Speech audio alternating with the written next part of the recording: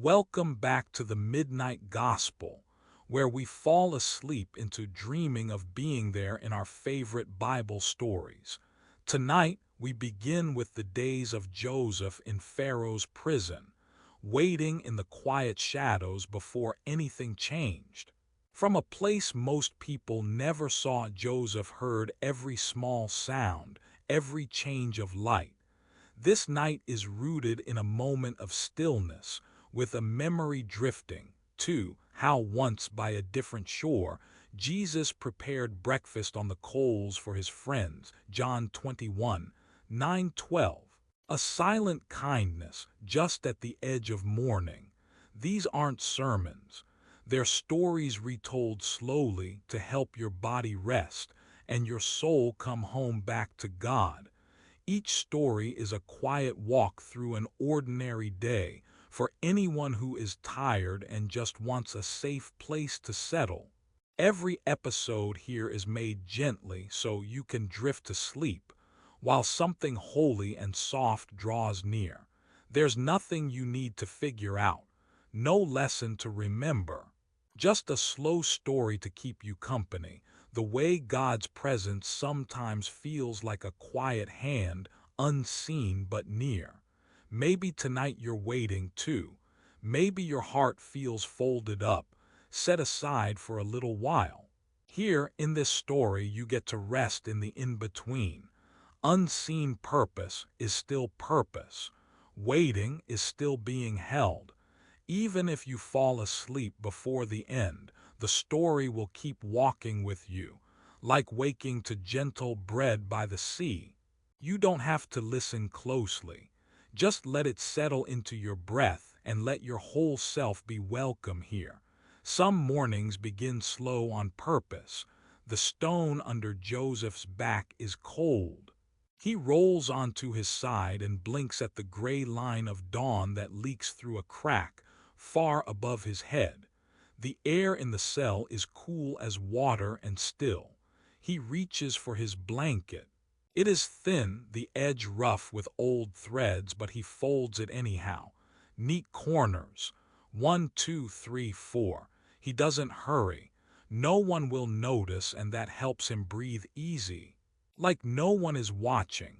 Only God, maybe, in a way Joseph can't see or feel. There is a little pile of dust in the corner.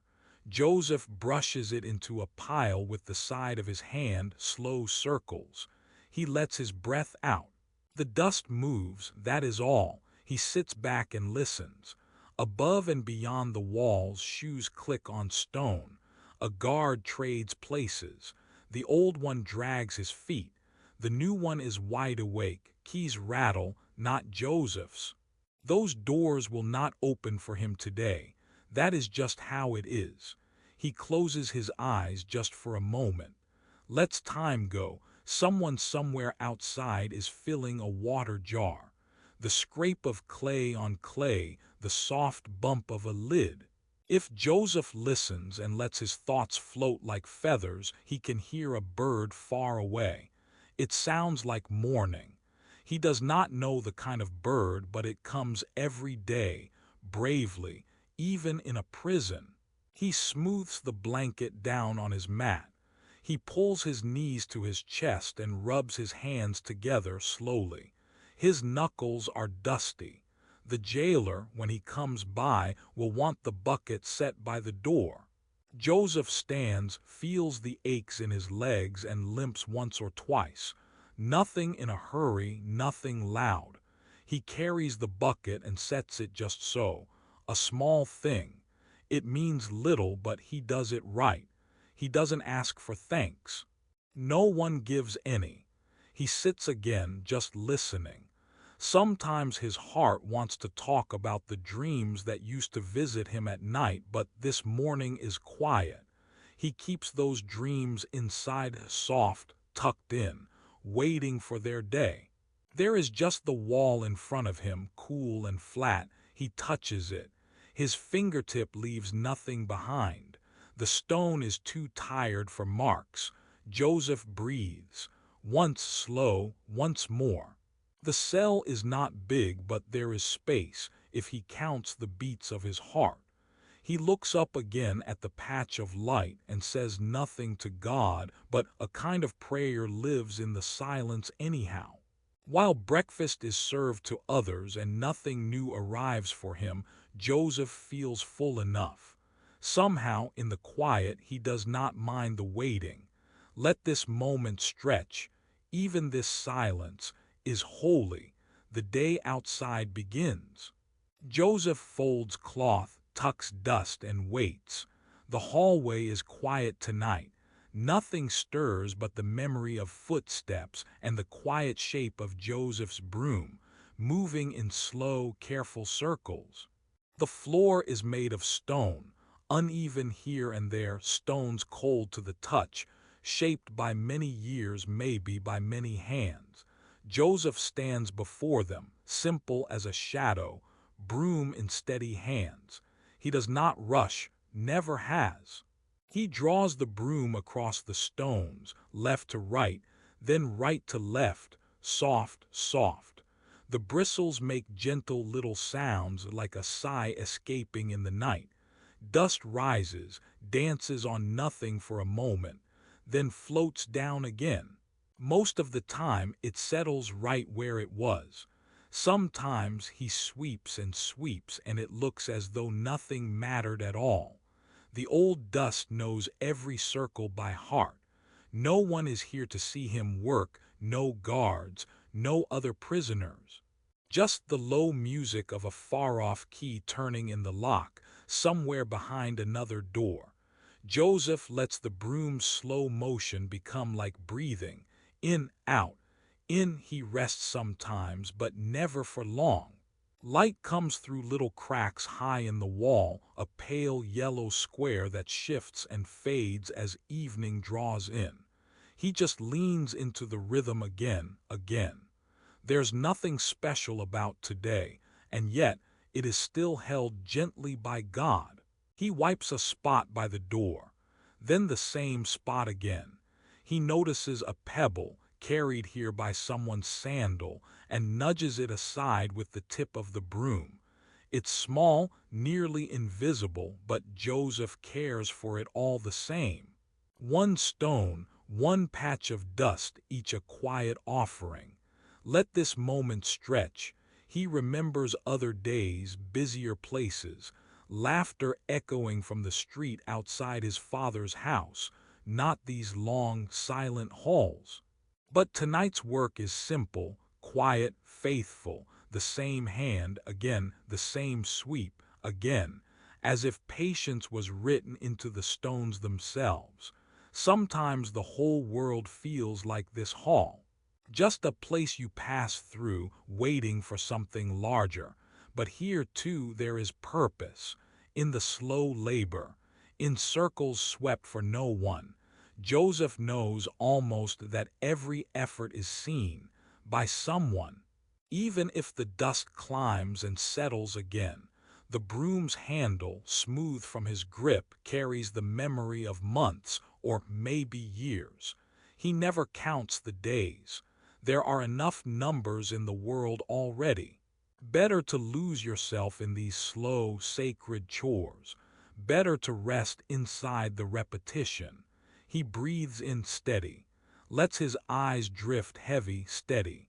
The only words are the soft sweep, the hallway's hush, the dust returning home. Every task unseen by others holds its own miracle, the devotion of doing small things for their own quiet sake. No one needs to say thank you. No one needs to watch for it to be holy. God is here, in the empty hallway, in patience that outlasts time, in the slow, ordinary offering of another day. Even this silence is holy. Let yourself feel the weight of the broom, light in his palm, the sound of the bristles, gentle and plain. Picture the dust suspended in a single beam of fading sunlight. Let it all move slow. Let it settle. Someone calls for bread somewhere far down the hall. Joseph sets the broom aside for a moment. He'll return.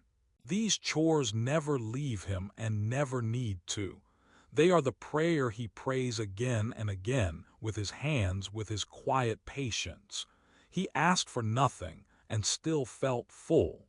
The night listens with you as Joseph waits inside God's timing, offering each small effort to the silence. And so you too are free to let go, to sleep, to trust, to find peace in the sweep of a simple day. Let this moment linger. Let the boredom be sacred. The guards leave the morning bread at the cell door. It is not much. A half loaf of yesterday's baking, a little firmer now, dark from the oven, crust rough under the hand. Someone cracks it open. The inside is cool, pale, uneven. The air in the prison is stone cold at dawn, so the bread stays cool too. Not stale, only quiet, soft beneath the crust, not heavy but not fresh. Someone's thumb presses in gently and pulls a piece free. No one hurries. Hunger makes time slow. The loaf makes its way around the cell. Each hand takes a piece, just enough. Most keep their eyes low, looking at the bread.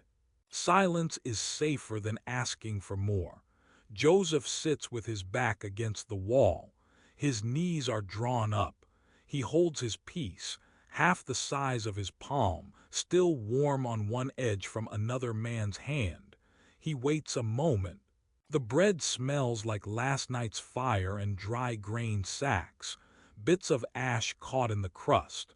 He breaks off an end and chews slowly, swallowing each bite with care. It isn't bitter. It is just simple, untroubled food. Most days there are 2 olives for the whole cell. Some days none. Today there are none. Only water in a clay cup passed after the bread. One man tilts it back, drinks, then nods. The cup finds Joseph's hands. He sips cold water, even colder clay. If he closes his eyes, the taste is almost sharp. The quiet after is a kind of fullness. No one speaks. There is a long pause instead, no urgency, no story to tell, just the morning breathing in the walls. Light comes slowly through the bars. Shadows stretch thin and long, reaching across Joseph's feet. He watches the dust turn gold for a few seconds. The bread is heavy in his stomach, but not unpleasant. He is used to the ache, the way hunger pinches and then passes. It teaches patience without words. Let this moment stretch. A cool draft moves along the floor. Joseph shifts, feeling the cold through his thin tunic. The stones are cold, too.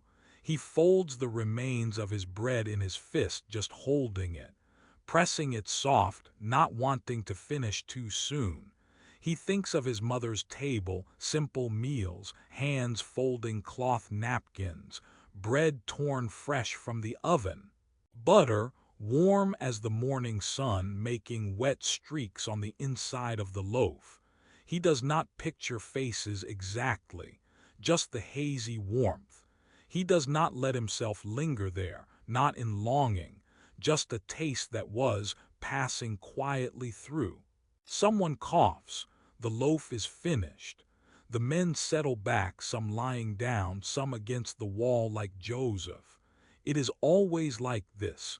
Food shared until it's done, conversation left for later, kindness in the way the bread is passed hand to hand. The world shrinks small in the cell after breakfast. Some days someone says a soft prayer over the food. Today there is only silence. No one noticed the gratitude, but it was felt. Joseph leans his head back. He listens to the echo of footsteps outside the cell door, a slow rhythm above hunger. The bread is gone. The day begins just the same as yesterday. Still, he is full enough to sit quietly, to wait, to remember yesterday's dream, fields of grain, baskets of bread, an old story held in his heart like a slow, slow song. He does not ask for anything more. He does not wish out loud. Even with so little, he finds there is always just enough for another morning. Hunger sits with him like an old companion, never frightening. There is grace in enoughness, a simple meal, shared faces, breath and stone, the straw mat beneath him.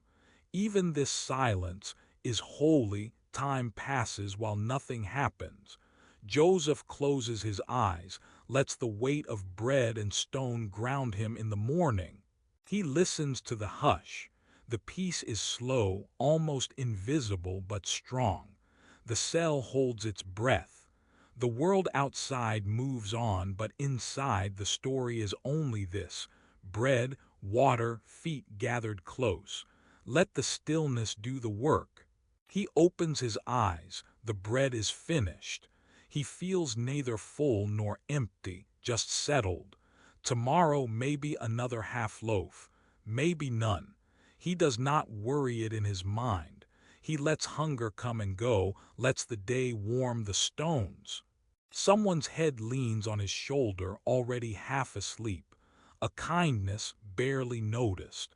A prayer unspoken.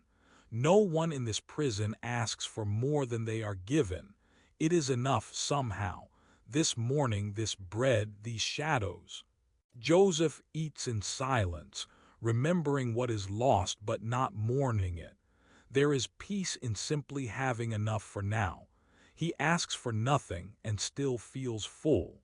The day stretches slow and sacred, hunger softened by hands and quiet. Let the moment be enough. Let the bread be simple. Let your own breath slow with Joseph's, beneath the walls, beneath the dust, beneath the story of everything that might still come. Some nights the only sound in the cell was water, a thin trickle from a far corner, so small you'd have to close your eyes to hear it. Joseph learned where it dripped day after day. He would crouch by that damp spot, knees tucked to his chest, robes bunched beneath him. He watched each drop and listened. It was a quiet job, no answers needed, just one small circle in the dust, then another and another. The stones held their cold and the drip didn't hurry. It made a soft plink, and then silence, then another plink, that was all. He never moved to catch it, never pressed the leak closed with cloth or called a guard. The water wanted to get in. He let it come. On the other side of the cell, other prisoners snored. Some spoke softly in their sleep, lost in old stories. The guards outside shuffled past, sandals brushing the dirt. That too became another rhythm to listen for. But mostly, Joseph gave his ear to the drip. A day is long down in the stone. When work was finished, when bowls were scraped clean and mats were folded, there wasn't much left to do. He learned to watch water, to measure time that way. He had counted the bars. He had counted every groove in the wall, every crack, every scuff from sandals scraping stone. Still he waited. Nothing needed to be fixed. Nothing needed to be solved. The drip was its own kind of prayer. It slipped from unseen places. Maybe rainwater found a way through. Maybe someone washing grain in the kitchen above spilled some little blessing down. Maybe the world above was only a rumor. Down here it was just drip, drip, drip. Even the water was patient. Sometimes he'd press his finger into the puddle, cold, not much but enough to leave a mark. He'd wonder if it came all the way from the Nile or from an old clay jar upstairs. He never found out. Some things you let be. The slow, steady drips were like a clock with nowhere to go. He'd listen and let himself be empty. He asked God about it once, why some things could not be hurried, why time moved in such small, soft ways. There was no thunder in the answer, only the drip and the next drip. The darkness helped him hear it more. At dusk, the last thread of sunlight sometimes caught the rainbow in a drop. He looked for it, a little flicker on the floor. He'd watch and forget to wonder how long he'd stay. Across the cell, a boy coughed. Someone turned and quieted. No one paid much attention to the water, but Joseph did. He watched it leave its mark each day, darkening the clay, then drying away by morning. It never lasted, but it always came again. He remembered stories his father told about God meeting people by water, a well shared with strangers, a river crossed by shepherds, breakfast fish cooked over coals. He thought about how sometimes Jesus asked only, "Have you caught anything? Have you eaten?" When Joseph was hungry, sometimes he imagined that taste, smoke, bread, water just drawn. The drip was almost enough a promise you could hear. He listened but never fixed. Some things are just meant to be. Water finds its own way, slow and silent. It makes its bed in the lowest place, blessing stone and dust alike. He folded his hands in his lap. Sometimes he'd whisper, just as much as the water did. No one noticed his prayer, but it was heard. These prison nights were simple. Nothing changed, not really. Bowls to clean, words to share, a lamp to light, and sometimes a friend to sit near. The drip stayed constant, marking time slowly. Some days Joseph even forgot to count. He just let hours pass, measuring nothing being measured by nothing, letting the soft, sacred boredom hold him safe a while longer. Even this silence is holy. The drip keeps company with the waiting.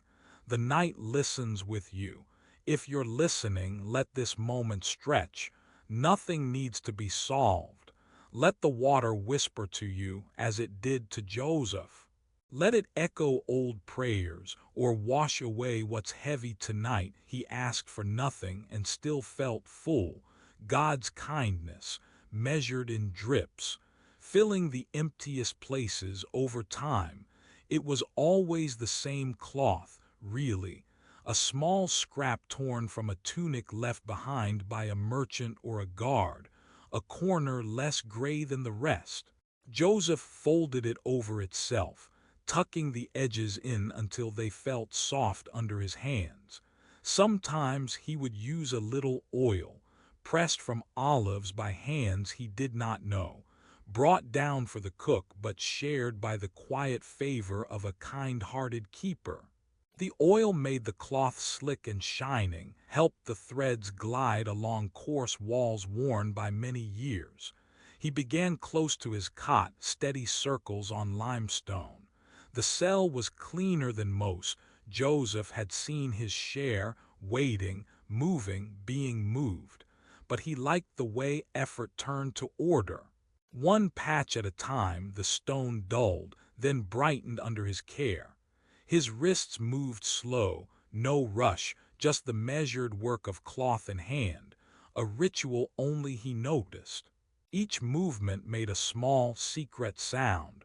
Only a listener close by would hear the quiet swish, the faint hush of oil finding dust, grit giving way to something almost smooth again. He didn't have much reason to clean. The stones didn't mind the dirt. The guards didn't notice if he missed a corner or skipped a day. But Joseph cleaned every evening after the meal when the air was still and heavy. He said nothing, just wiped, folded, wiped again. The cloth grew dark with days, but he kept at it all the same. Light from the doorway was thin at this hour. Time stretched in long silences between shifts, when voices grew soft and the corridor felt empty save for the memory of footsteps. Joseph let it be slow. He found a kind of peace in letting the rag trace circles on ancient rock, letting boredom fill him up and spill over. Some nights when he worked, he'd hear laughter elsewhere. Two men playing bones, someone humming a tune from their village. But inside his own four walls it was just him, the cloth and the stones. Sometimes he would pause, lean his forehead gently to the wall and close his eyes, just breathing in the dull, mineral scent. He asked for nothing and still felt full. Elsewhere in the world, things happened, stories, visits, commands delivered by important men in urgent voices. Down here, time moved like water in a cup, holding still. Joseph let each moment stretch, each circle wider or narrower, letting the rough patch remind his fingers of something. That care isn't always seen, and worship isn't always loud. No one noticed the prayer, but it was heard. There, in the dimness, hands moving steady as a tide, his prayers slid into the work. He never spoke them, but they were there. Thank you for another day, for this cloth, this stone, this ordinary silence. The silence was holy, the friction sacred. He pressed the rag low along the seam between floor and wall, felt every bump and hollow. To someone else, it might look pointless or odd, a prisoner busying himself for no reward. But Joseph felt purpose threading through every sweep, as though waiting well was its own kind of service. He did not wipe quickly, as if to erase something, but with intention. Each stroke was like breathing, a slow inhale, cloth pressed down, a slower exhale as it turned across the stone. Such a simple thing. He could have done it in half the time, but he let himself linger, let his body remember. Sometimes at dusk, a shadow fell outside his cell as the guards spoke in low voices. Joseph had once seen a fire on a beach, fish roasted over coals, men quietly sharing bread, someone asking, "Have you any food?" The memory flickered in his mind, not as a dream, but a detail tucked somewhere safe. The ordinary way hands make and share, serve and receive. He thought about it more on nights like this, the good in small gestures, unseen but real, like a man serving fish by the sea in a quiet, careful way. He finished one patch and moved to another. Sometimes the stone wobbled loose and his cloth would catch, stalling for a heartbeat before sliding on. Joseph never forced it. He let the stumbling be part of the liturgy. A pause, a soft touch, then onward, like prayer beads clicking onward, every slip another chance to pay attention. There was no applause in this cell. No one would praise him for moving dirt no one else would see. But Joseph kept to his work. The stones felt cooler under the oil, almost as if they exhaled. He let his mind wander. Sometimes his thoughts circled his old home, or faces loved and lost. Sometimes he just noticed the thin light, the quiet. Sometimes even the small aches in his back and hands. He gave thanks for the cloth, for the kind keeper who let him have the oil, for moments that were nothing more than themselves, a rag, a stone, a little time to tidy what he could. Here, even boredom was a kind of offering. Joseph smoothed the last bit of wall and set the cloth down, folded the corners over once, then again. His hands were tired but not sore. He breathed out a slow, even sound. The room was not much cleaner if you looked with ordinary eyes, but to him each stone seemed changed, a type of prayer pressed into the wall itself. He sat back on his cot, listening to the sound of a spoon somewhere in the distance. The cell felt wider, softer, like the night was listening in. He didn't need anything more, didn't need an answer or even a sign. Kindness could happen in a rag, in a circle, in the patient waiting for morning. Let this moment stretch. Even this silence is holy. The night listens with you. Joseph watched the shadows pool along the rugged floor. He let his head rest against the wall, the place he had just cleaned. The stone was smooth under his cheek. In a few hours dawn would come.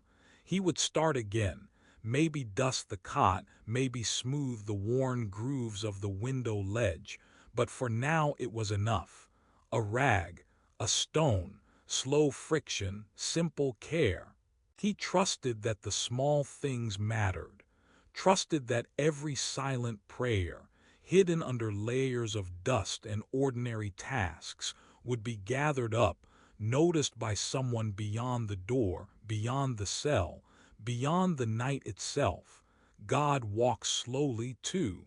Night fell quietly in the prison. The air had cooled. The stone underneath, always a little damp, always the same. In the half-light, Joseph lay with his eyes open, not waiting for anything, just listening. Somewhere far off, a guard's sandal scraped the floor. Hard leather, a steady tap.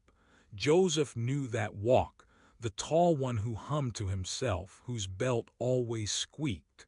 Another pair shuffled softly, as if the shoes never really left the ground. That was the old man. He dragged his feet, sighing through the corners. No words needed. Joseph knew his story from the rhythm alone. Night after night this became his chorus. Not a song, just footsteps, sometimes quick and worried, sometimes slow and heavy, carrying sleepiness. Every so often, a limp. Joseph listened to the man who limped.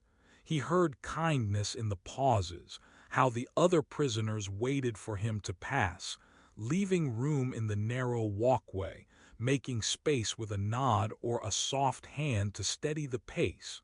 In the hush, Joseph learned every pattern, every set of feet. He never asked names, he just remembered. He listened until the sounds felt like people sitting inside his heart. There was comfort in it, in the sameness, in how the walls echoed back the shape of each life drawn close together. He did not keep a tally. He did not judge whether the feet hurried or crawled. Tonight, like so many nights, all he did was listen.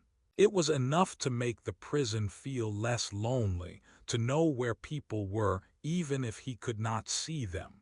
If someone stumbled, Joseph would wait and, without thinking, reach out a hand or move aside.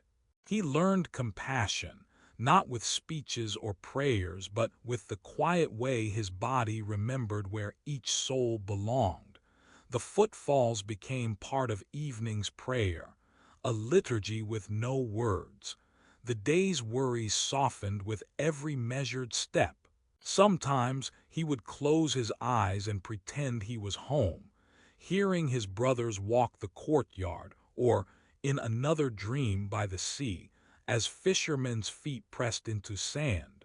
If someone missed their place in the night's rhythm, Joseph felt it, like missing a friend at the table. He would wait. They always returned, one step or another, settling the air. No one made a fuss. No one noticed the prayer, but it was heard. When the steps finally faded to silence, Joseph understood. Trust could be this quiet. Patience looked a lot like wading through footfalls, trusting there was a purpose for the space between each one. There was a story in every shuffle, a blessing in each bend of tired knees, a kind of worship made only of listening. Far away, hotter days continued. Dreams had come and gone. But tonight, in this simple chorus, feet, stone, and memory, there was a gift. The night, too, listened. Even the guards in time softened their pace, as if bowing to the silent hush that covered the prison like a heavy blanket. He asked for nothing and still felt full. On the shore long ago, Jesus watched his friends gather around a charcoal fire and break bread. They listened, too, each to the rhythm of feet in the sand. Joseph did not know their story, but quietly he belonged to a people who understood what it meant to hear God in the small, unnoticed things. Just footsteps, marking time, carrying hope from cell to cell, heart to heart. Let this moment stretch. Tonight, every pause and passing step is holy. The night listens with you. There is an hour when hunger feels like a quiet cloud just behind your eyes. It isn't urgent. It just waits with you, making everything quieter. Today, the midday meal comes late. The sun is high, painting a small gold patch on the floor by my feet. I watch the light move, a slow, patient visitor, never in a rush. The hallway is still. We hear footsteps only once in a while. Shoes against stone, two guards changing places, their voices muffled behind the echo and the door. Then nothing for a stretch of time. A wooden tray slides across the threshold. Someone's hand pulls away fast. Just one tray, sturdy, scraped by use. Flatbread stacked, folded uneven at the edges. Grain crushed rough. Figs softened into paste sweet, but in the way a memory is sweet. I think this is plenty. Not a feast, but it gives the day a center. No one speaks first. There's a hush thicker than silence, like the room waits for blessing. Joseph stands. He moves with a care that says, "May this be enough." He lifts a piece of bread, breaks it gently. His hands are dry, but his touch is soft. Sometimes you notice the grace more where the world is not gentle. He hands a crust, light fingers on palm, never forcing. Each man receives just enough, a gesture, no more. He saves his piece for last. For a moment, his hands rest empty. He closes his eyes. No words, just breathing, like letting the thanks leave quietly. Everything slows when you wait. Even swallowing bread becomes a kind of prayer. The others eat, quiet as moths brushing stone. No music, no story tonight. Only the rhythm. Hand, bread, mouth, breath. I hold my meal closer, warming my palms. No one looks at anyone else, but I think we are together in the wanting and the waiting. The walls do not answer. The guards do not hurry us. In the pause there is room. Even this silence is holy. A man chews slowly, letting the taste last longer. Someone closes his eyes between bites. Joseph smiles only after everyone has started. He asked for nothing and still felt full. No one noticed the prayer, but it was heard. Let this moment stretch. No one in this room is king or rich or free. There is only grain and hands and light moving quietly across stone. And the meal, passed softly from hand to hand, is enough, more than nothing, less than much, but wholly received. I wonder if God waits in these quiet trades, in the sharing, not the asking, in what is given without noise. Soon the sound of cloth, someone brushing crumbs from their lap, sighs soft, closing the pause. A faint smell of the figs lingers, blending into stone and dust and memory. This is how days are, simple, silent, and fed. It was a day with just enough light, not bright, not dim. In Pharaoh's prison, most days blurred together, quiet and gray and harmless. This morning, Joseph finished his work early. He swept the corners, folded a rough cloth for an old man's bed, and tidied up a line of clay bowls by the wall. Nothing special, really, just little things to keep his hands moving. Later the guards changed shifts. Their slippers dragged on the stones, voices low but easy, no tension. Joseph left things as they were. He found a spot by the barred window. The sunlight was cold but steady. He watched dust drift, falling slower than breath. There was a man with a soft voice and a threadbare sash. He sat near Joseph in the quiet part of the cell after meals. This man always saved a bit of fruit every few days, a bruised apricot, a fig, sometimes half a slice, carefully wrapped in reed grass. No one asked why, he just did. Tonight he held out an extra fig to Joseph, palm open, generous but not expecting. Just an easy act, neither favor nor duty. Joseph looked at the fig. It was dark, wrinkled, the smell faint and sweet. He waited a long moment, enough for kindness to land but not linger. Then he shook his head gently, hands folded in his lap. "I'm full tonight," he said softly. "No pride, no hunger." It would have been simple to reach out and take it. No one was looking. Everyone shared when they could. But Joseph knew there was a subtleness to the fullness he carried.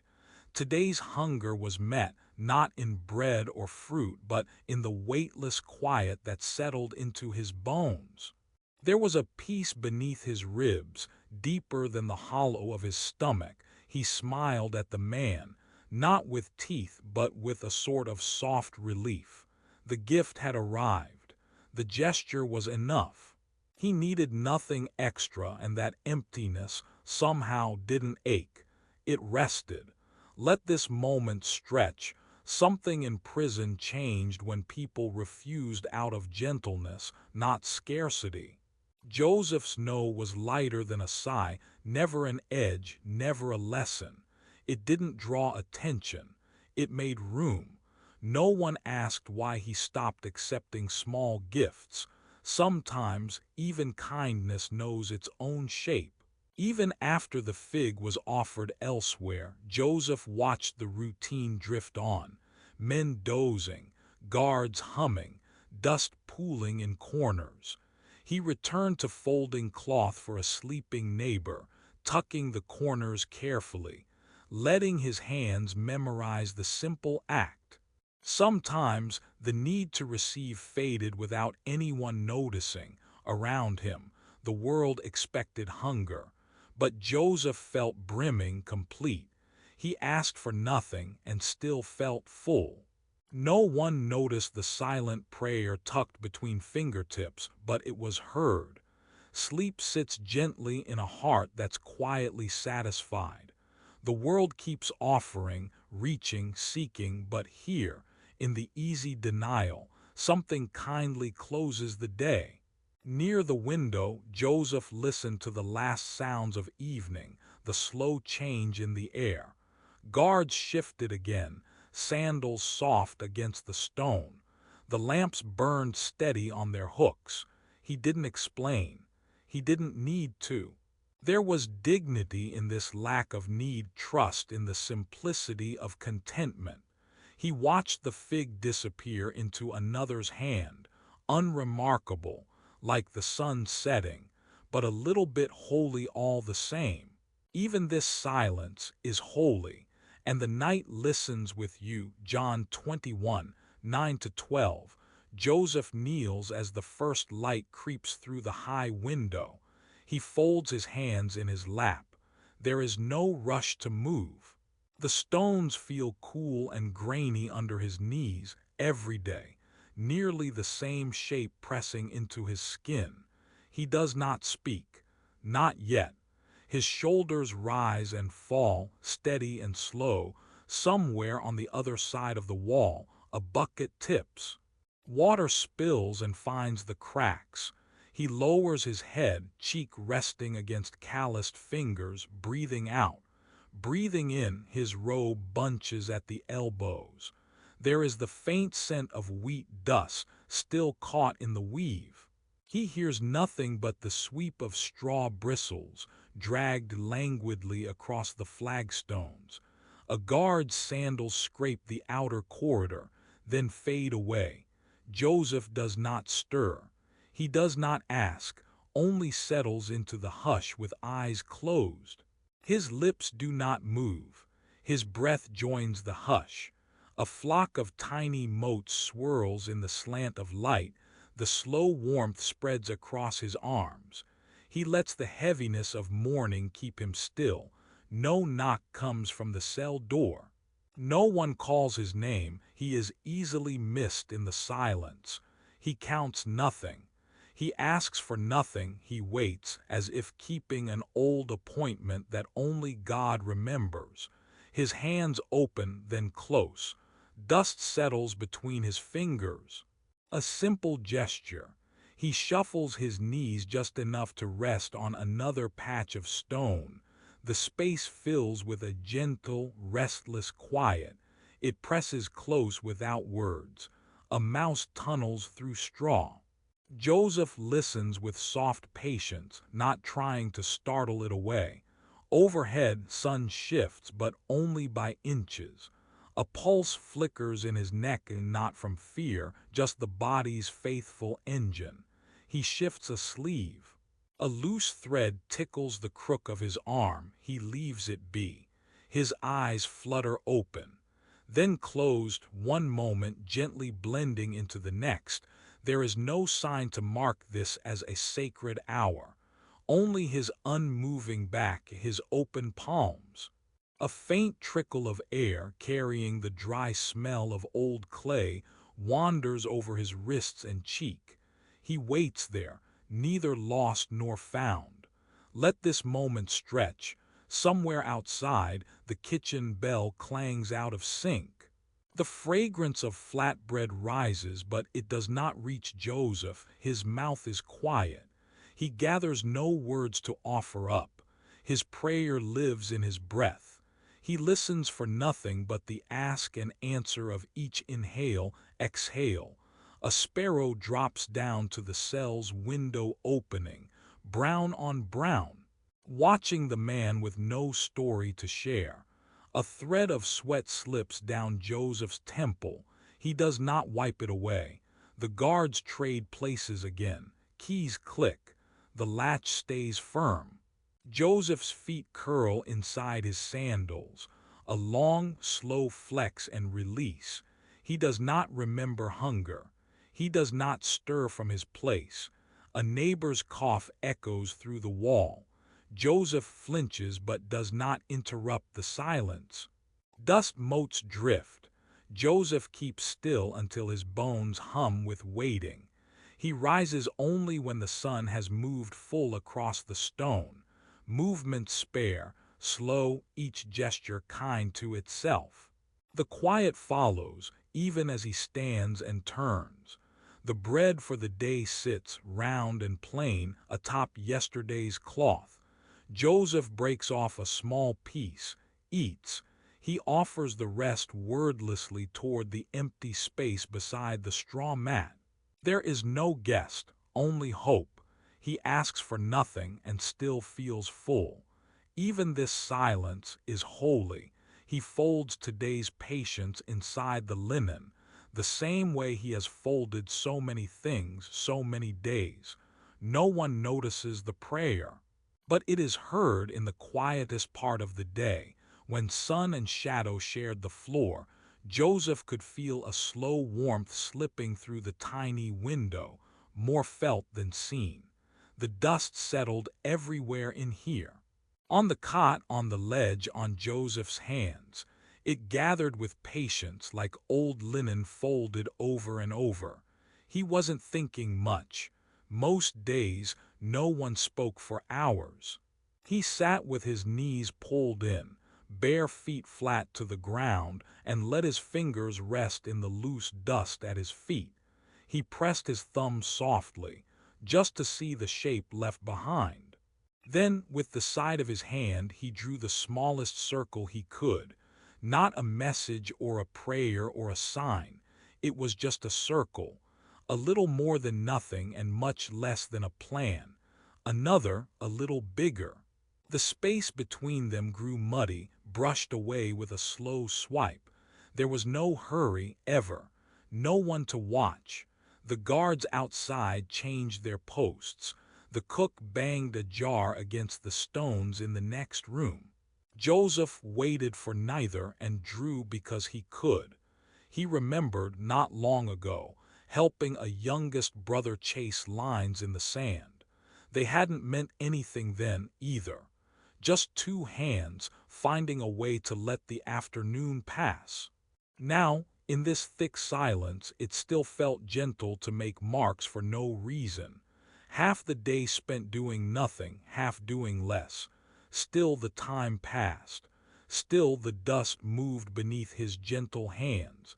Sometimes the circles gathered, overlapped. He'd rub them out, then start again. If he stretched his legs, he could make a line from toe to heel. If he held his breath, the dust swirled in silence, settling slowly again, as if it, too, had nowhere else to be. Even the air inside the cell held a kind of patience. No need for answers or reasons. He asked for nothing and still felt full. With every finger dragged through dust, another moment landed quietly. Sometimes it seemed almost holy. Sometimes it was just something to do, knowing no one would notice, knowing God might see, even if Joseph didn't know what for. The room never spoke fear or threat, not in these hushed hours. He'd think of bread baking, of sheep far away, of hands holding his in childhood. He'd think of nothing at all. He let each breath soften his shoulders and continued his drawing, not caring what shapes he left behind. Even this was enough to fill up an afternoon. Let this moment stretch. Even this silence is holy, time folded here, the boredom as sacred as the stories he could not tell. The warmth shifted, the walls breathed. He drew circles in the resting dust, no message, only motion, childlike, quiet, and kind. The night listens with you, the dust will wait. Even when he falls asleep, the marks in the floor whisper gentle memories to God, the only one who sees everything that never needs a meaning. The straw on Joseph's cot is cool and stubborn, stubborn in the way that old things never expect to be changed. He brushes a wrinkle from the linen with slow fingers. Nothing in the cell has moved all day, except, perhaps, the dust. Joseph places his folded cloak at the end of his bed, methodical, the way his father once taught him when twilight crawled through another, softer place. Down the row, a lantern surrenders to the dark. Steps fade, shift, pause. Someone settles. There's no need for words. A man Elam or someone like Elam sits with his knees pulled to his chest, watching Joseph with an easy, tired glance. It's not a question, not a plea. It isn't even really comfort. Just presence, like a stone listening to water outside. The guards trade their posts, boots scraping, a hollow clatter that means nothing here. No greetings tonight, no shouts. Joseph glances at the rough side of the wall where the moon makes a square on stone. There's no message, no sign, a pale patch steady and plain. His cellmate's gaze is soft. He doesn't blink much. Joseph returns it and lets his shoulders sink. Together they count the breaths, slow and silent, invisible. The world narrows until it is only this, earth and straw, folded linen, the easy quiet of eyes meeting each other's pain and naming it peace. Joseph closes his own eyes. The prison is so patient. Maybe even the stones are waiting for God. Just a prayer slips out, so light it barely moves the air. Thank you for this day. Another breath, warm and even. I am seen. Sleep comes gently, the way nothing else arrives here. Stillness holds me. The Lord knows my breath. I am not forgot. God walks slowly, too. Grace is here. The night remembers me. Peace needs no words. Amen. Amen. Amen. Sometimes Joseph would pass his hand along the wall, slow and gentle, as if the clay could remember the day. When the sun faded and the stones cooled, there was always one patch that held on, holding warmth like a small, patient animal resting against his back. It was here each night that Joseph let himself settle. He drew his knees up and pressed his shoulders against the baked earth. The day's heat had soaked deep, and now it climbed softly into his bones. In this lean and stony place, everywhere else felt far. The world of wheat and shepherds, of wide fields and laughter, just a memory behind another door. Joseph listened, but not for keys, not for footsteps, not for some hidden sign that the hours had changed or a miracle was at hand. He listened to the slow cooling of clay, to the small cracklings as the wall exhaled all it had held. Sometimes it smelled of earth after rain. Sometimes, if he leaned in, it carried a faded hint of old bread, baked somewhere above by a woman he'd never see. The scent was soft, familiar, like the lapels of a father's robe pressed close to his cheek. Most nights the guards' voices dulled to a hush, slippered and lazy with boredom. Their sandals scuffed the straw somewhere beyond. A cough, a yawn, the world on the outside, weary and slow. Here within the walls, presence thickened like warm air. Joseph's thumb thumbed a dent in the wall, tracing circles, remembering not freedom, but how his own breath fogged the cool stone. He asked for nothing and still felt full. The wall was neither a friend nor a foe, just a presence. It had seen sleepless nights, prayers whispered into cracks, and dreams carried away by flies before dawn. If walls could speak, Joseph wondered, would they sing of birthdays and sorrows, or would they simply listen, year upon year? He let the wall receive his back, his weariness, his prayers locked so softly only the mud might notice. Even the bugs nesting in crumbly seams were still at this hour, everyone, everything, waiting. The steady, baked scent and roughness pressed on in silence. The wall had been here long before him. It would bear others in their own waiting. But for now it kept the day's warmth safe, offering it without a word. Let this moment stretch, let the silence hold. The heat in the stone is enough. Not rescue, not answer, just presence plain and unmoving. Joseph did not look to the barred window or try to measure the stars. He watched the wall, close and near, and let his breathing slow to meet it. Each inhale caught the last traces of warmth and dust. Each exhale made a tiny cloud he could see. The wall didn't care if he prayed out loud or not. It listened anyway. Tonight, as every night, Joseph's hands went flat against the stone, not hoping to push through, but to find the shape of staying. Trust could be as simple as leaning in. Patience might sometimes be pressed between the grain of clay. No one noticed the prayer, but it was heard. The wall still held heat, even as the air grew cool. Joseph rested against it, a small mercy beneath all the waiting. Tomorrow might bring news, or nothing. The wall would remember the shape of his back, the room, the warmth, the smell of old dust and bread above. These two are holy. The night listens with you, every silence, every stone. There is presence here, even in lean and stone. In a stone cell deep in Pharaoh's prison, Joseph keeps quiet company with a tin cup. Most days it sits beside him, still and clean, catching whatever gentle light slips past the bars. He wipes it out every morning with part of his tunic, careful not to drop it on the grit. Only enough water is given for drinking. There's barely ever a need to wash things here. But still he does. The small act feels steady, like folding linens or counting breaths. When the guards hand him water, he waits until they have walked away before he lifts the cup. He doesn't want to appear impatient or troubled. The cup is empty more often than not. But Joseph rests his fingertips on the rim, feeling the curve beneath the pad of his thumb, tracing it once, twice, just letting his hand remember the coolness of metal.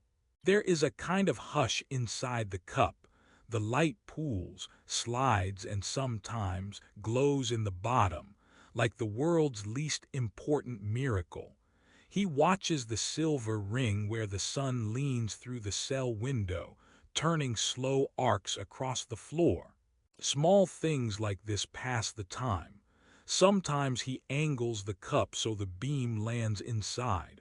Often nothing happens at all. Nothing needs to. The cup waits, silent, hopeful, expecting nothing except the next breath or drop. The absence inside feels like its own prayer, empty but never unused. He sets the cup beside him after he drinks. Sometimes he hums softly, letting the air tremble around the cup. Never a song anyone would know, just a little memory of home. On other days it's quieter still. Silence stacks itself in layers. The tick of water dripping, the dull shift of footsteps outside, the faint clink of other cups behind other doors. Even those sounds only reach him in pieces, muffled by stone. Inside this cell, the small cup holds its emptiness like a secret. Some nights, the only thing Joseph does is watch how the shadows settle into the bottom of the tin. He lets his eyes blur, tracing the line where the inside meets the outside. That rim is as smooth as he can make it, though one side is chipped. He runs his finger over the edge anyway, careful not to prick himself. The flaw makes it real. The imperfection matches the day. He finds comfort in doing the same thing each night. Turn the cup in his hands, hold it up, notice when it's cool, notice when it's simply there. Some people want cups filled often, overflowing, pressed down. That's not what today is for. This cup asks for nothing, and still, somehow, it feels full.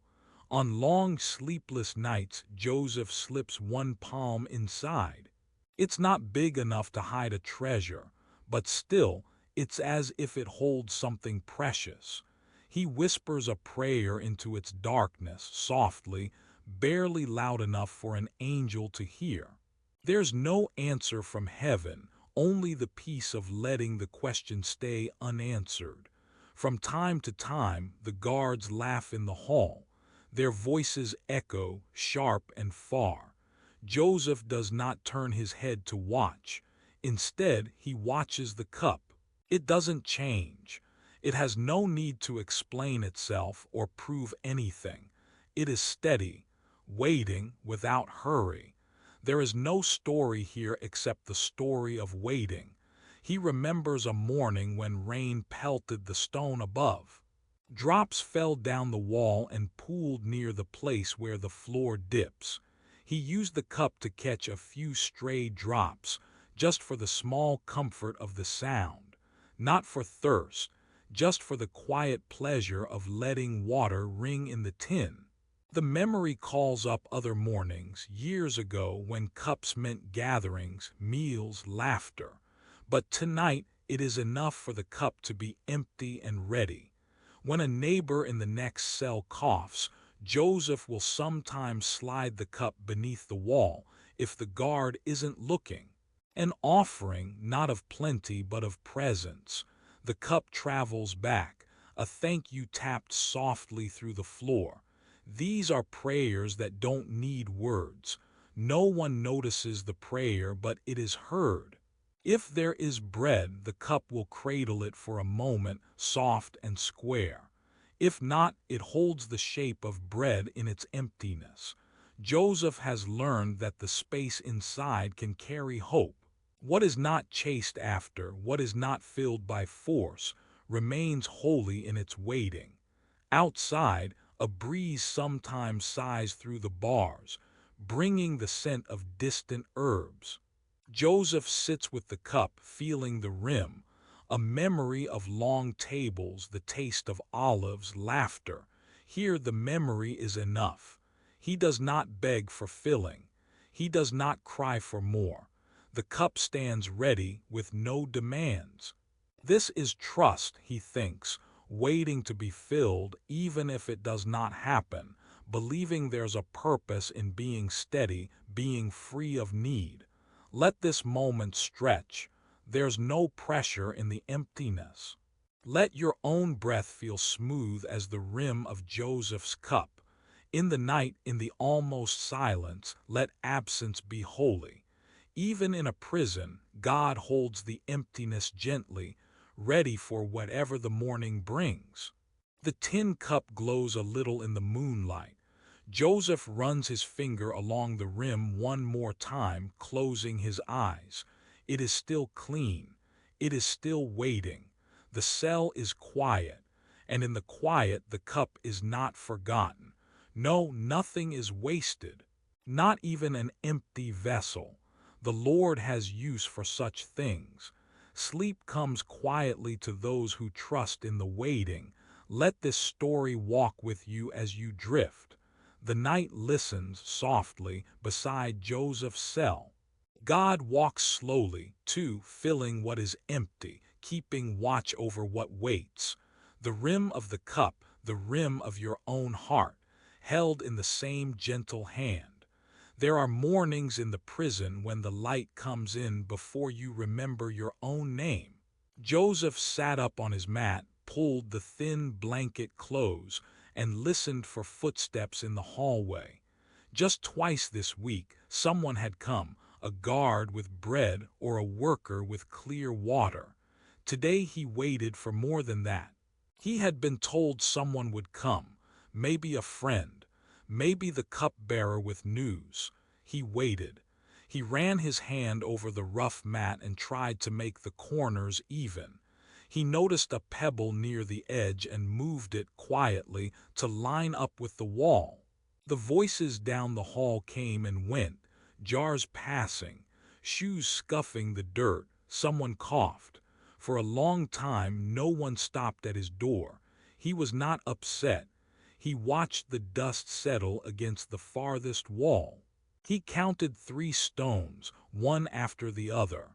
Outside, a guard laughed at a joke no one repeated. Joseph set the wooden cup by his feet. He smoothed his shirt. He folded the corner of his blanket back and forth, checking for loose threads but found none. The hours stretched the way bread does when you chew it slowly. Sometimes you expect a visit and the door stays closed. The morning passes and then the afternoon comes too. Joseph stood just one time to press his face against the cool stone. He listened for anything, footsteps, a name, someone telling him to get ready. But all he heard was the quiet click of keys far away. Another shift changed. Water had to be carried. Life went on out there. He let a deep breath go. Nothing about the day changed. He sat down and made a tiny stack of stones, just 3, then left them standing at the edge of the mat. He watched the door, then stopped watching. Evening light came in, and the hallway turned soft and gold. The sound of bread being shared somewhere else, just as Jesus once made a place by the fire and said, "Come and eat." But no one called Joseph's name today. There was no anger in his chest, only space. The kind of space you notice after hope has gone out and left you with silence. He picked up his cup, drank a sip, set it down. Everything was quiet, nothing happened. The world kept moving, and so did he, inside his cell, breathing out slowly, letting disappointment pass through him like water. In some ways, Joseph felt full. He asked for nothing and still felt full. No visitor, no news. Just a very simple trust that stayed in the room like another breath. The night listened with him, and that was enough. Let this moment stretch. Let the silence be holy. Even in the absence, something gentle is waiting. It felt like the day would never end, the stone walls cooling as the sun dipped behind them. The air barely moved. Most of us were sitting on the floor, backs pressed to rough brick, waiting for food or sleep, whatever came first. Some snapped seeds in their hands for something to do. Somewhere a guard coughed once and then forgot us for the rest of the hour. Nothing changed. Not for a long time. My hands worked with a rag, wringing it, folding, smoothing, not cleaning, just because there was nothing left to fix. I watched Joseph watch the ground. Today he did not talk. Even his prayers looked more like breathing than words. The cell was quieter when he went silent, as if something old and gentle asked us to hush too. Across from me, Moshe curled up.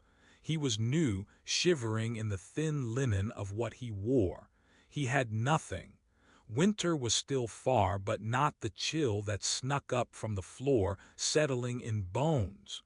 Without noise, Joseph crossed the small distance between them. Slow, he moved as if afraid to break the air. He unwound his shawl from his shoulders, that faded yellow corner dragging behind. Edges frayed from too many dawns. He didn't ask. He didn't speak. He just held the cloth for a moment, almost too long, letting its warmth sit between his fingers and the dim lamplight. He leaned down, barely, and set the shawl across Moshe's back. It covered him shoulder to hip like dusk settling. Joseph's palm pressed the fold softly, as if smoothing out a wrinkle in time. Then he let go. Long pause. Long enough for the gift to sink in without words. Joseph stepped away. He didn't wait for thanks. He found his spot against the far wall and closed his eyes, face turned from all of us. Somewhere outside, guards traded jokes. Most of us missed the punch line. Someone coughed again. Moshe pulled the shawl tighter around himself, not asking why. There was no need to mention it. No one said a prayer aloud. But something gentle moved through the cell, quieter than even sleep. Love without instruction. Joseph taught nothing. He offered nothing but warmth, which felt like everything tonight. I folded my rag smaller, like I might learn softness through my hands. No one noticed. It was enough just to breathe in the sharing of blankets and breath. Let this moment stretch. Even this silence is holy. The night listens with you. He asked for nothing and still felt full. No one noticed the prayer, but it was heard. A single act, lost in the slow hours. That's all the world needed just then. John wrote that Jesus prepared bread and fish for his friends, offering breakfast with gentle hands. He asked quietly for them to eat. No crowd, no lesson. Just a fire, some bread, and silent, lasting kindness. Some nights the holiest thing is to share warmth, expecting nothing. To let love be as quiet as the draping of a shawl. Let this slow weight settle. You are safe in it. Sleep if you can. God walks this silence, too. Some afternoons in the prison are so quiet you almost forget the world is still moving on. Just beyond the walls today, Joseph sits on the cool floor, pressed against the sun-warmed stone. There's a window, small and caged, a gap just wide enough to hear footsteps or the rasp of a broom.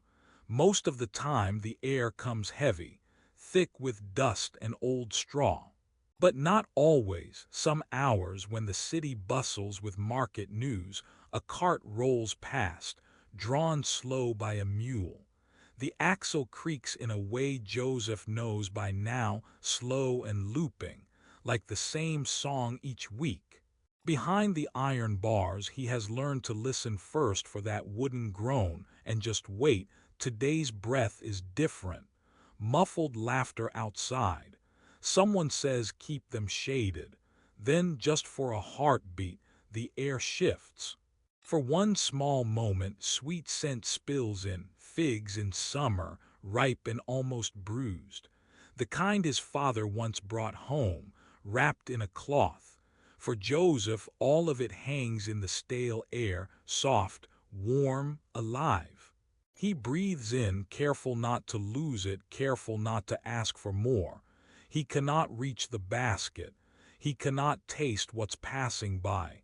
Still, the sweetness lingers, just enough, not enough. And somehow it is a gift. Let this moment stretch. He closes his eyes as the cart rolls past. Figs, hay, the smallest hint of honey sap clinging to wood. His hands stay empty, palms open on his lap. He holds nothing but feels filled.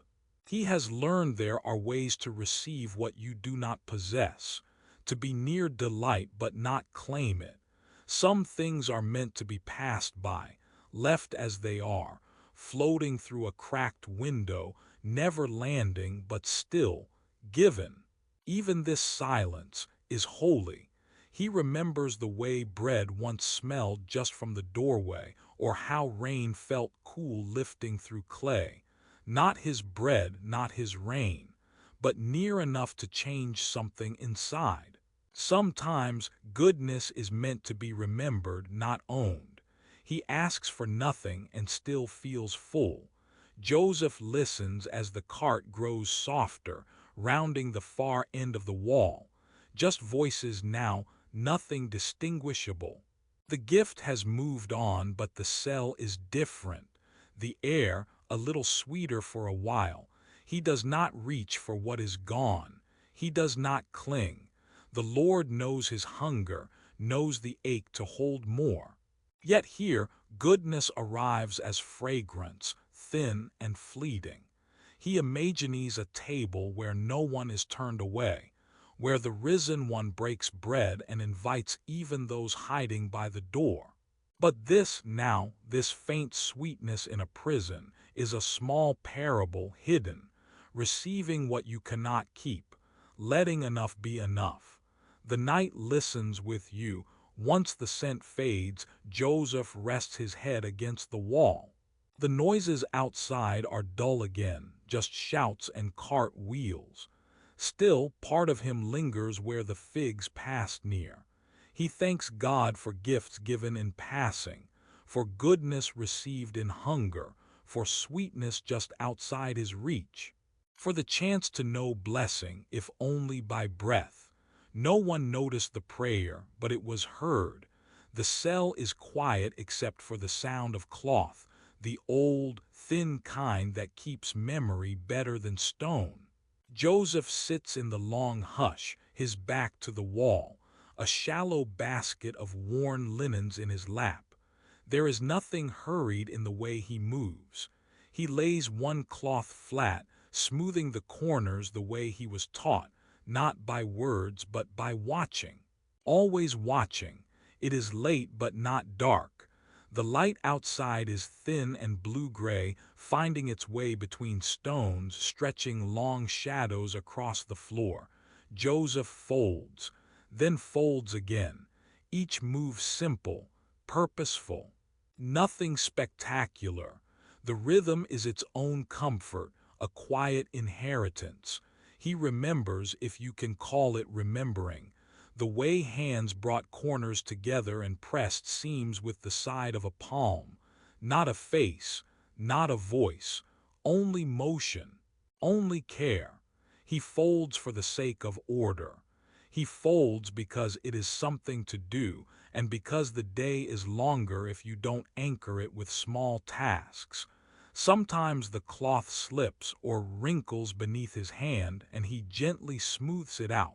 He does not rush. No one is watching. From somewhere far down the corridor, a guard's sandal skims over stone, then is gone. The fabric gives a soft thump as he taps it into place. His body remembers the gestures. His heart rests in the slow routine. He does not ask for more and still feels full. The shapes of these folds are the only map he keeps of another life, a pattern passed down without needing to be named. Each line, each crease, echoes the long, slow labor of many days made holy by repetition. Joseph breathes with the motion, fold, stack, pause. Again, fold, stack, pause. He's not alone, not really. The hush feels thick with memory, but it's not busy, just present. Sometimes he hums under his breath or lets the silence grow heavy as nightfall. The cloth remembers, too, the warmth of busy hands and the weight of many days. He does not pray aloud, not tonight. But his folding is a kind of prayer, a way of honoring what once was, a way of settling the room into peace. Even the echoes of distant voices, guards changing shifts, a metal hinge sighing, sound smaller in the face of this slow, steady work. Joseph remembers stories of meals prepared at dawn, bread broken and passed, fire cracking through the chill. There, too, were hands moving with care, as when Jesus called his friends to eat. No rush, no show, just gentle invitation, just the plain offering. In the memory, as in the cell, what matters is devotion writ into movement. Each task, a table, a fold, is a silent kindness. Joseph lets time pass. The stack of folded cloth grows. Nothing changes, but peace grows thick as the air cools. The stone beneath him grows colder, but he is not cold inside. He is held here in this little work by a thread of grace unnoticed. Let these motions slow your breath. Let the dimming light linger. The seams remember you. The night is here, patient, soft, safe. Even here, the smallest work can hold memory and make a home for trust to grow. You would not think there could be laughter here, not in a place with walls so thick and voices so hushed. But the night is never just silent. It moves, even through stone. Joseph sits on his mat with his knees pulled up, hands folded over his ankles. Nothing feels urgent. He listens to a slow drip from somewhere above. There's a guard shifting, a stray sandal scuffing the floor. Someone in the next cell exhales, then chuckles, barely a sound, soft, almost surprised by itself. It comes through the wall light as a moth's wing. Joseph doesn't laugh too. The moment isn't his, not really, but he hears it. He lets the corners of his mouth lift just enough, nothing more. There's a pause that follows, a wondering if someone woke. Footsteps stay distant. The chuckle does not return. It lifts, then goes, like a wisp, like bread dust shaken from a cloth. No one sees what Joseph's face does. Still, the mood on his side of the wall feels lighter, if only for a breath. Long enough to notice, too brief to stay. Most nights are the same. Dinner is a bowl of lentils, simple and warm. He thanks whoever hands it through the opening, then eats slow, making the meal last. The spoon is wood, worn smooth from many hands. Sometimes Joseph closes his eyes between bites, just to smell the broth deeper, just to be there and nowhere else. Sleep doesn't always come easy to the others. They murmur, shift their straw. But Joseph finds a rhythm in the quiet. He taps his thumb against his knee, counts the distant drips, hears the mice, the guards, a cough 2 cells down.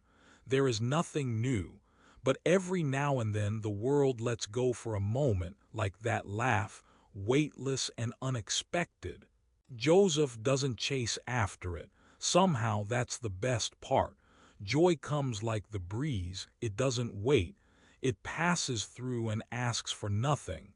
It's enough to feel it float by. He lets it go without regret. Outside, the moon climbs the court unseen. Shadows shift along the stones. Joseph pictures bakeries 2 streets over where night bread cools behind shutters. He remembers his brother's voice, a goat calling, the color of the hills near noon. These things pass through the cell as easily as laughter. They don't linger, but they're real. He draws a small shape in the dust with his toe, not a message, just a circle, something finished and harmless. He doesn't need to mean anything by it. Even this moment can be holy, though no one would know.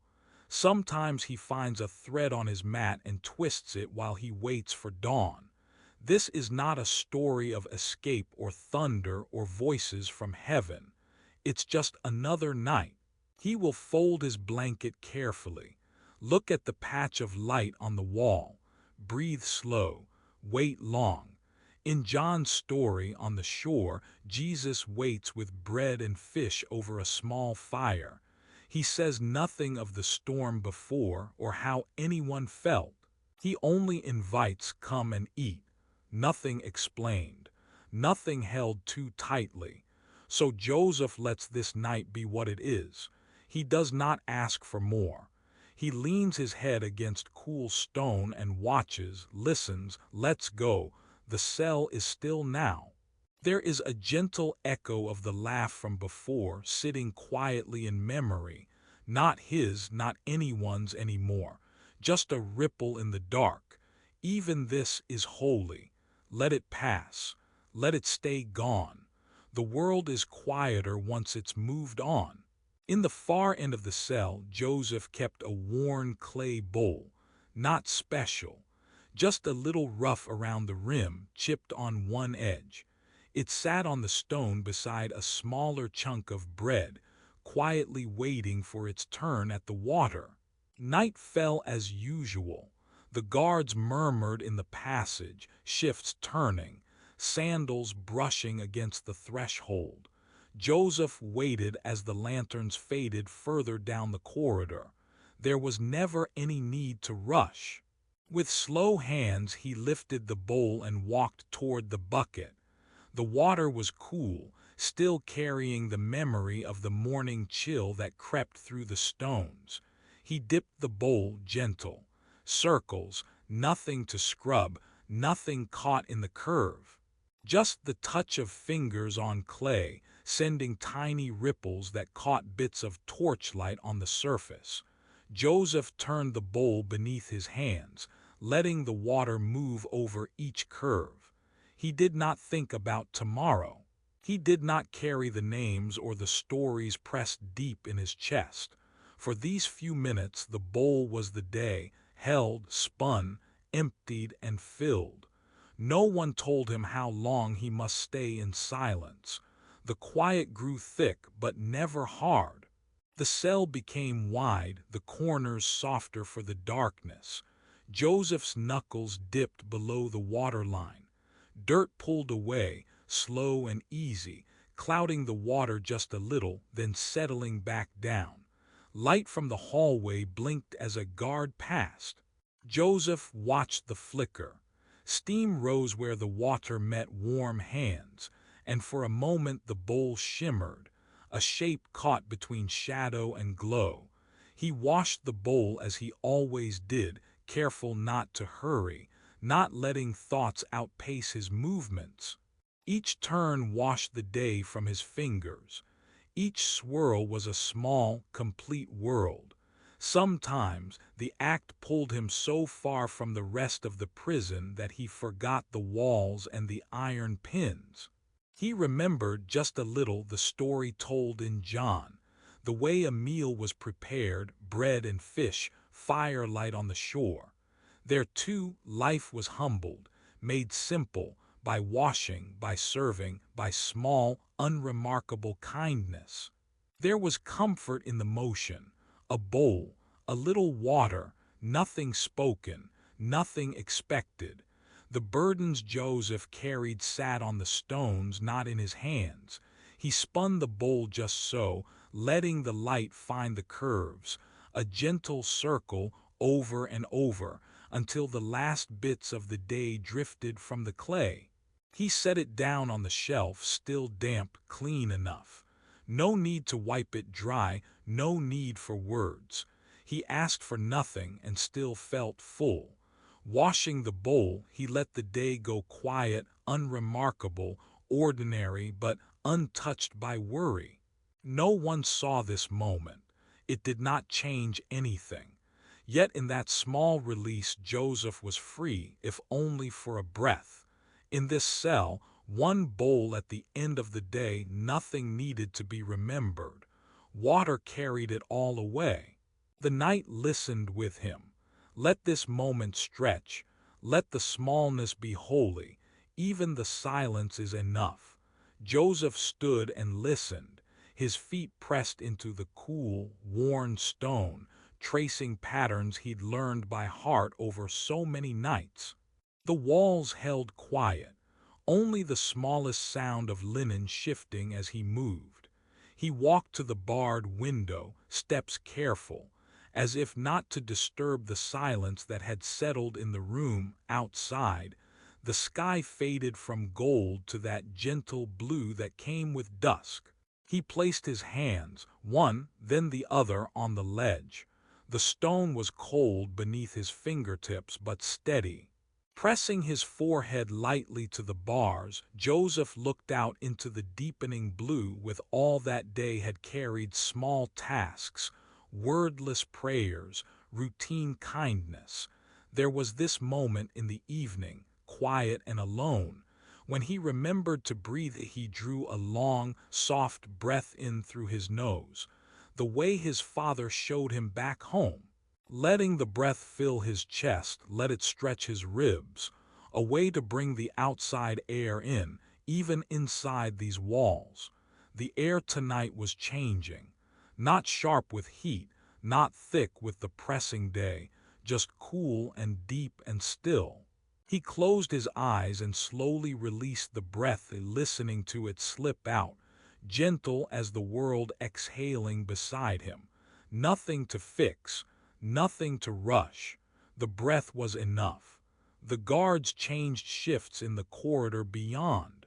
Keys traded hands, sandals shifting on dust. Their voices were low, woven in with the sound of dusk birds settling outside. But the cell stayed quiet, a cocoon of stone, a small place in all of Egypt. Safe enough for this restless heart. Joseph took another breath, this time even slower, letting the outside world enter him in pieces bit by bit. The sky, the unseen fields, even the murmurs of other prisoners far off, soft as a lullaby. Each breath was slow and near and honest. The Lord knows my breath, he thought. Let this moment stretch sometimes. Joseph remembered stories of meals cooked on open fires, fish, simple bread, the way his family once gathered close and quiet at dusk. Something in the fading light reminded him of another story, barely imagined. Friends gathered on a beach, charcoal on the sand, the risen Christ breaking bread and fish. No big words spoken, just an invitation. Come and eat. Nothing more than a holy meal in the cool air. There too, the sacred was hidden in an empty stomach and small acts, watching smoke drift, tasting something given. He pressed a hand to his chest and felt the soft thump that carried him through the waiting. A strange comfort, even in the stillness, in the not knowing. His heart kept going, not from striving, not from fear. Just the simple renewal of every slow, gentle exhale. The cell was not just stone but shelter. Breath by breath it was made holy. Even this silence is holy. Joseph turned away from the window after a while. He moved to his corner, folded his blanket for the night, barely smoothing the creases. He listened to his own breath, a metronome for time passing, for prayers heard quietly beneath words. He asked for nothing and still felt full.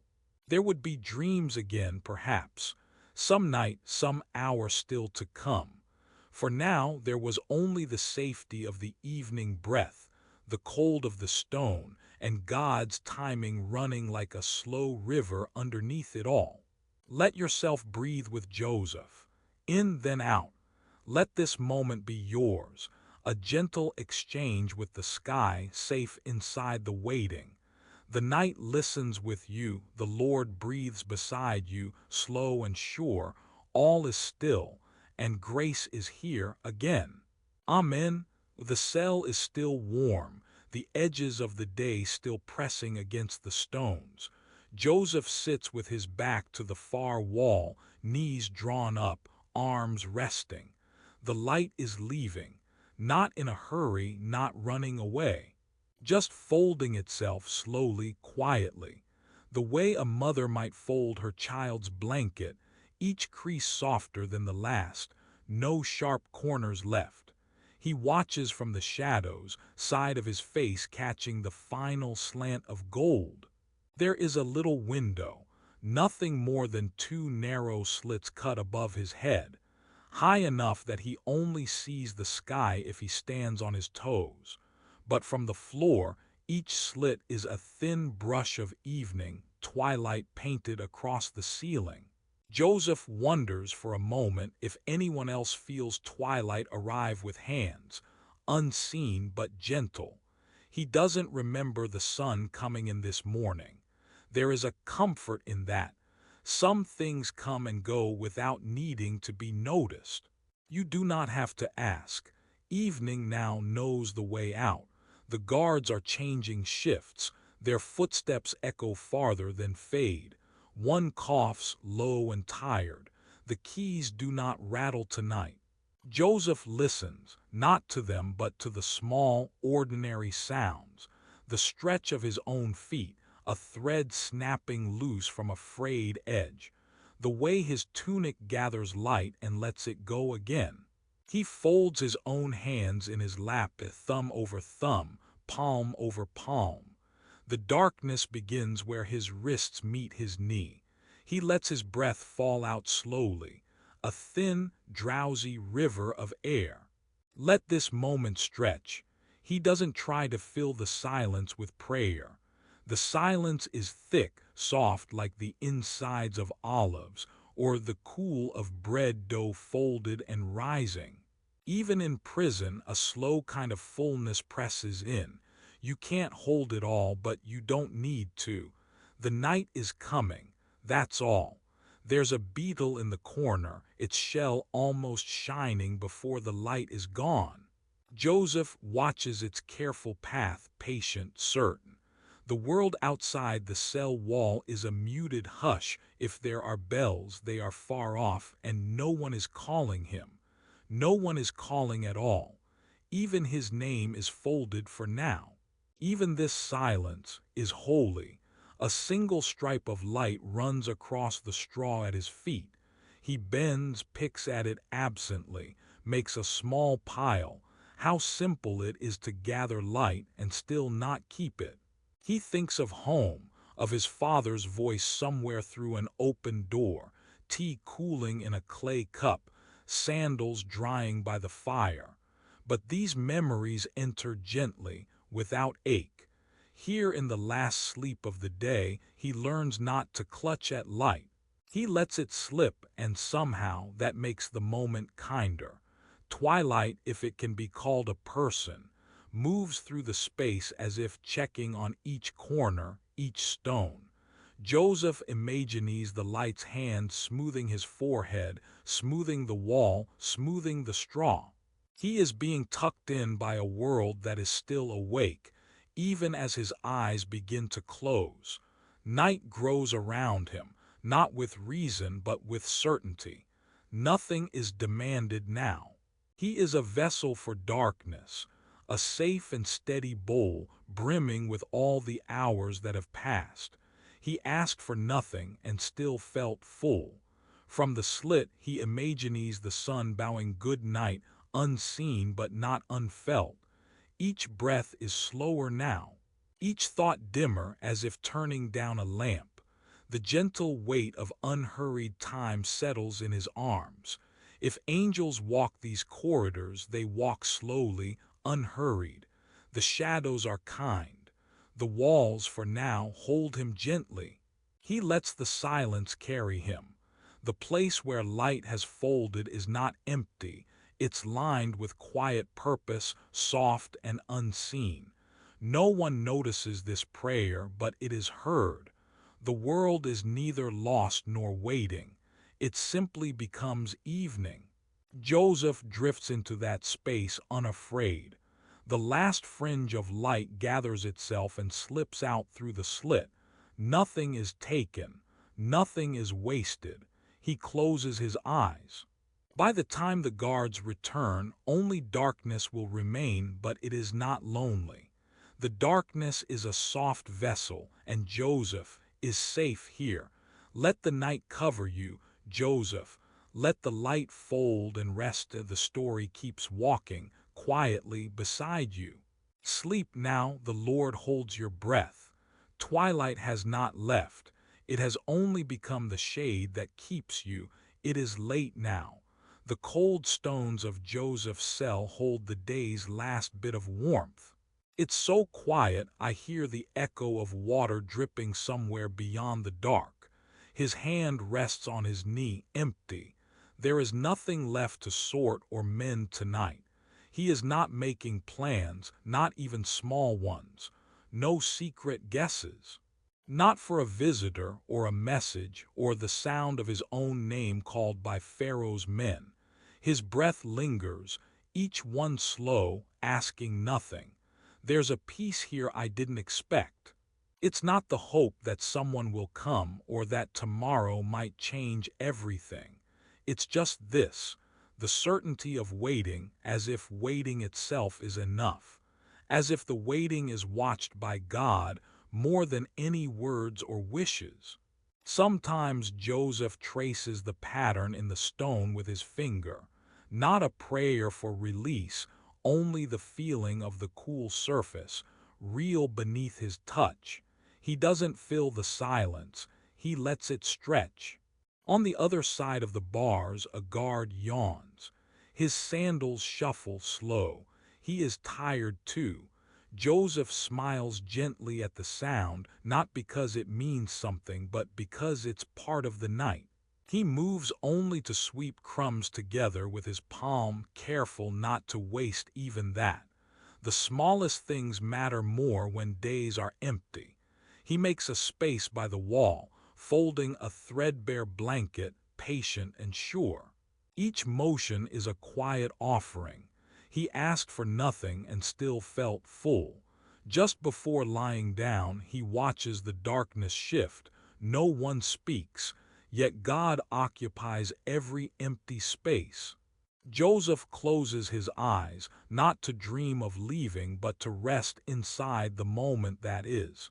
He trusts the wait more than he trusts the answer. This is not resignation. It's faith without expectation. I hear the memory of another quiet morning, years from now, the kind Jesus shared on the shore, simple bread and fish by the fire, the comfort of being together without asking for more. The holy is here too, not because something happened, only because we stopped long enough to notice. Tonight, Joseph waits. The night grows cooler. He does not rush it forward. He does not look away from what is ordinary. In the waiting, God's presence is gentle, hidden but whole, taking up every shadow. Joseph is not alone, but he asks for no sign. He lies still, letting peace come beneath the silence. The stones are steady underneath, and so is his heart. Even this pause is worship. Sleep finds Joseph the same way grace does, slowly, softly, when he is no longer asking, when the waiting is its own kind of prayer. No one noticed the prayer, but it was heard. Night comes so quietly, you almost miss it. One moment it's the far-off sweep of footsteps, guards changing as if the day just slipped away behind them. Then it's the soft hush of linen against stone, the way Joseph lies down, careful that the mat doesn't wake anyone else. The room shrinks, not with fear but with safety. The cool air of the cell settles onto his arms like a blessing. The straw rustles, but only a little. Even the torchlight outside lets the stars spill through the barred window. Joseph breathes slow and deep, like he's sinking into the earth itself. He lets the last noise fall away, the busy thoughts, the memory of stories they told to pass the hours. It doesn't matter tonight. These walls know his name, but they also know how to hold silence. He glances at the slice of sky. Just a few stars, not a spectacle, but enough to remind him he's part of something larger. The stars don't worry. Why should he? He lets his breath unspool, longer with each exhale, soft